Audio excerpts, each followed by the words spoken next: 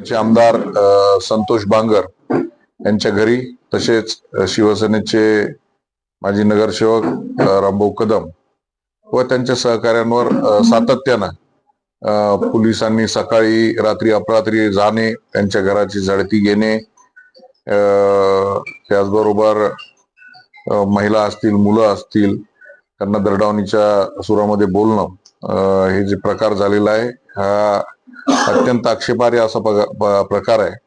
खरं म्हणजे आमदार हे कॉन्स्टिट्यूशनल एक संवैधानिक पद आहे आणि आमदारावर कुठलीही कारवाई करायची असेल, आमदारांचा एक प्रिव्हिलेज आहे. हे विधानसभा अध्यक्षाकडनं त्याची परवानगी घ्यायला पाहिजे, परंतु हिंगोलीमध्ये अशी कुठल्याही प्रकारची परवानगी न घेता सकाळी 6 वाजता आमदार संतोष बांगर यांच्या घरी पोलीसवाले जसं काय एखादा अतिरेकी आहे अशा पद्धतीनं त्यांच्या घरी गेले. पूर्ण घराची, फ्रीजची सगळी झडती घेतलेली आहे. काय सापडलं त्यांना? गाजर आणि टमाटे त्या फ्रीजमध्ये.